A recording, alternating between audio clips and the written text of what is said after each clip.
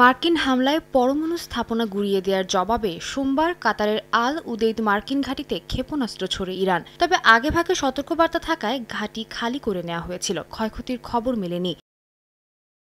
তবে আঞ্চলিক প্রতিক্রিয়া ছিল একেবারে ভিন্ন স্বরে। কাতারের পররাষ্ট্র মন্ত্রণালয়ের মুখপাত্র বলেন, এই হামলা তাদের সার্বভৌমত্ব, আকাশসীমা ও আন্তর্জাতিক আইনের সরাসরি লঙ্ঘন। কাতার এর যোগ্য জবাব দেবে। সৌদি আরব এক বিবৃতিতে বলে, এই আক্রমণ কোনো অবস্থাতেই মেনে নেওয়া যায় না, এটি কাতারের বিরুদ্ধে নগ্ন আগ্রাসন। সংযুক্ত আরব আমিরাত জানায়, কাতারের সার্বভৌমত্বের ওপর এই আক্রমণ স্পষ্ট আন্তর্জাতিক আইনের লঙ্ঘন। তারা এমন যে কোনো হুমকির কড়া প্রতিবাদ জানায়।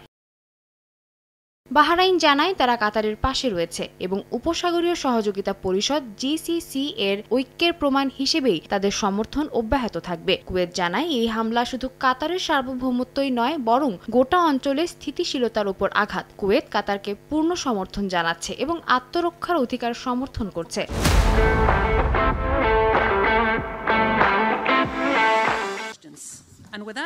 ফ্রান্সের প্রেসিডেন্ট ইমানুয়েল ম্যাক্রো বলেন, তারা কাতারের সঙ্গে সংহতি প্রকাশ করছেন। এই অরাজকতা বন্ধ করতে হবে, সবাইকে সংযত থাকতে হবে। চীনের পররাষ্ট্রমন্ত্রী ওয়াং ই বলেন, যুক্তরাষ্ট্র ইরানে হামলা করে বিশ্বের জন্য ভুল বার্তা পাঠিয়েছে। এখনই দরকার উত্তেজনা কমানো ও আলোচনায় ফেরা।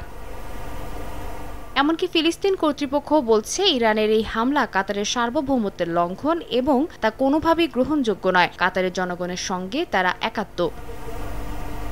সাদিয়া তাসনিম, সময় সংবাদ।